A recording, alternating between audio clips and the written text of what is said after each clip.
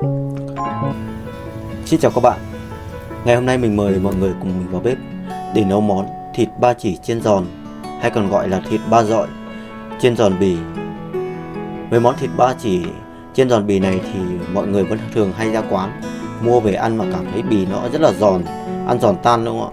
Vậy cách thức của nó làm như thế nào, gia vị như thế nào, nguyên liệu thì chúng ta cần chuẩn bị những thứ gì thì tiếp sau đây mình sẽ mời mọi người cùng mình đi vào bếp để nấu món thịt ba chỉ chiên giòn nhé mọi người nhé. Trước khi để chế biến món thịt ba chỉ chiên giòn này thì mình sẽ mời mọi người tham khảo qua một số nguyên liệu mà mình đã chuẩn bị ra đây.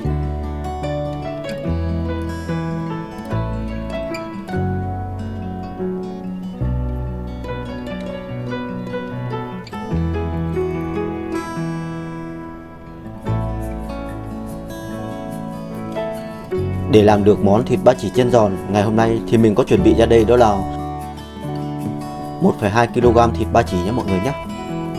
Và nguyên liệu đi kèm bao gồm có gừng này, ớt thì hôm nay mình có sử dụng đó là 2 trái ớt nhé mọi người, và 2 củ sả, muối và muối trắng. Nguyên liệu chính của chúng ta hôm nay đó là muối trắng nhé mọi người nhé. Và mình có sử dụng đó là giấm gạo. Giấm này thì mình có sử dụng đó là giấm gạo của Nhật Bản nhé các bạn. Và dầu ăn. Khi chúng ta đã chuẩn bị xong những nguyên liệu rồi thì bước tiếp theo mình mời mọi người đi sơ chế phần nguyên liệu nhé mọi người nhé. Với phần sả và gừng ấy, thì mọi người có thể đập dập hoặc là thái mỏng ra như vậy cho mình.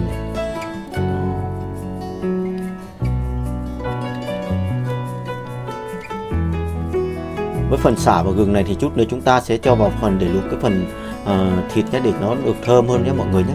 Mọi người cắt như vậy như cho mình là được này. Khi đã chuẩn bị xong như vậy rồi thì mọi người sẽ chuẩn bị cho mình một cái nồi và cho vào đây cho mình nó một chút nước.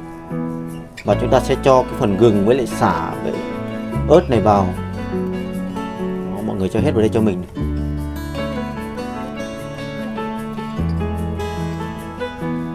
Khi đã chuẩn bị xong rồi thì chúng ta sẽ cho vào đây đó là một thìa muối trắng nhé mọi người nhé, và một thìa argigon để khử được mùi những thịt, để tránh nó mùi ấy thì mình có sử dụng đây đó là cả rượu nhé mọi người nhé. Mọi người cho mình vào đây đó là một chút rượu này.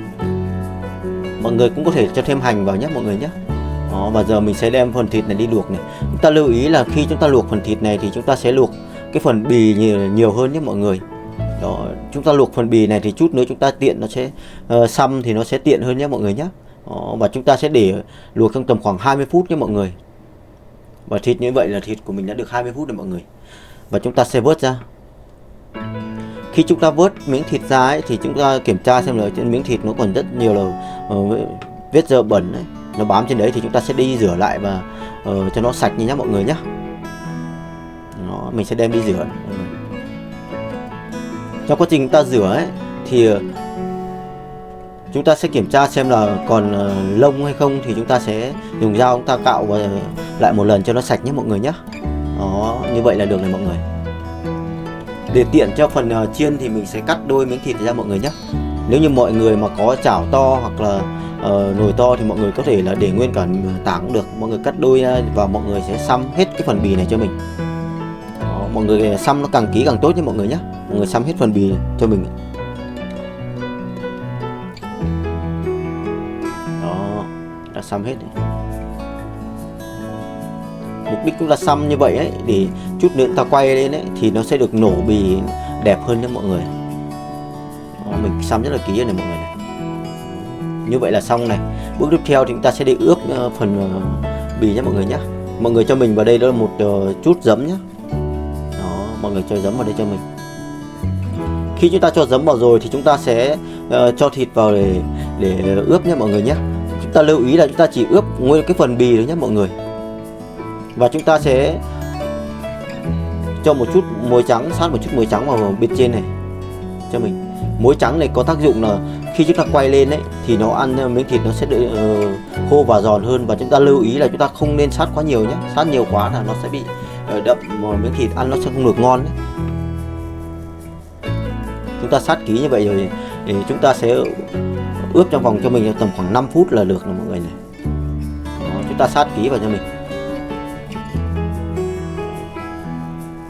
Chúng ta sẽ ướp trong vòng 5 phút cho mọi người. Khi đã được 5 phút rồi ấy thì chúng ta sẽ lật lại Và chúng ta sẽ dùng phần muối còn lại này sát hết cho lên phần bì cho mình. Đó, chúng ta xoa làm sao xoa thật đều cho mình.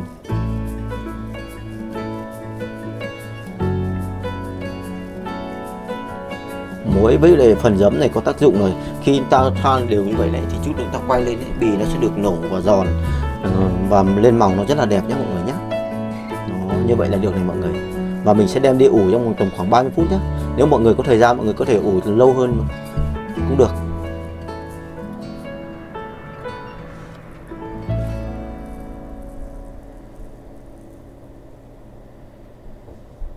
Như vậy là phần thịt của mình đã ủ được 30 phút rồi mọi người.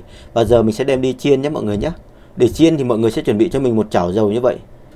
Và mọi người sẽ cho miếng thịt này vào và chúng ta sẽ quay từ từ nhé mọi người nhé.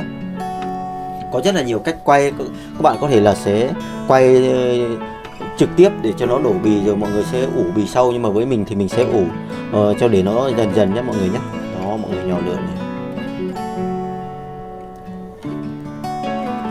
Mọi người quay làm sao cho khi nào mà chúng ta lưu ý là trong quá trình quay ấy, thì mọi người kiểm tra cho mình, nếu như mọi người không có những cái gì lót như kiểu mình đấy thì mọi người sẽ lưu ý một chút là không nó sẽ bị cháy ở cái phần bì nhé mọi người nhé.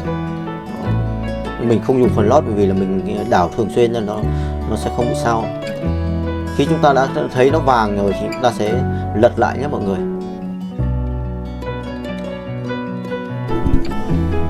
Khi chúng ta lật lại như vậy ấy, thì chúng ta để ý là cái phần bì nó chưa được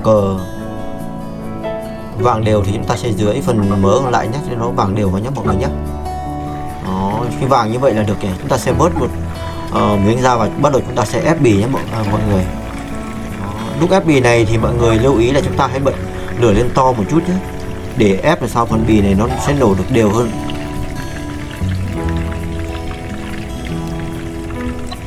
Mọi người có thể nghe thấy tiếng bì nổ rất là giòn đúng không ạ? Đó, chúng ta ép khi nào bì nó lên giòn đều như vậy là được này. Như vậy là giòn nổ bì đã đều lắm này mọi người. Đó, như vậy là mình sẽ vớt ra và mình sẽ tiếp tục với miếng thứ hai nhé mọi người nhé. Mọi người cũng làm tương tự y như vậy cho mình đến khi nào nó nổ giòn và đều là được nhé mọi người.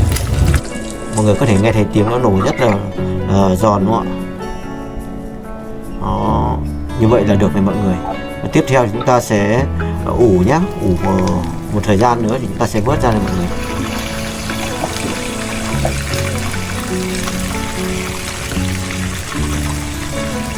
Khi chúng ta đã quay được như vậy rồi thì chúng ta cố gắng lưu ý là hãy làm sao ủ cho phần bì nó lâu một chút nữa mọi người. Khi chúng ta ủ phần bì thì chúng ta hãy giảm nhỏ lửa xuống nhé. Khi nào mà chúng ta cảm thấy mà bì nó vàng và giòn đều là được mọi người. Đó, mọi người có thể để ý như vậy là được này mọi người. Màu rất là đẹp đúng không ạ? Đó, như vậy thì là mình đã chiên xong rồi mọi người, và mình sẽ vớt ra đây nhé mọi người nhé. Mọi người nghe thấy tiếng khá là giòn.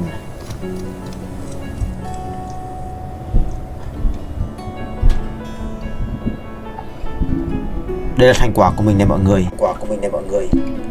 Như vậy là mình đã chia sẻ xong món thịt ba chỉ chiên giòn bì này mọi người. Đó, và thành quả của mình đấy nhé mọi người nhé. Bì vàng rất là đẹp đúng không ạ, nổ đều, không bị cháy nhé mọi người. Mọi người có thể nhìn thấy được, nghe thấy tiếng rất là giòn đúng không ạ? Đó. Với thịt ba chỉ này thì mọi người có thể ăn kèm cùng với lại bánh mì hoặc bún phở đều được nhé mọi người nhé. Thịt ba chỉ này thì mọi người có thể để được rất là lâu, mọi người có thể cho vào ngăn đá hoặc vào tủ lạnh để ăn dần cũng được nhé mọi người. Mọi người có thể nghe thấy tiếng là rất là giòn đúng không ạ mọi người.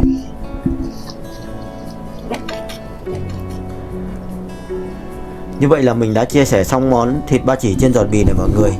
Và chúc mọi người cũng có thể làm thành công ngay từ lần đầu tiên nhé mọi người nhé. Và chúc các bạn xem video luôn luôn vui vẻ.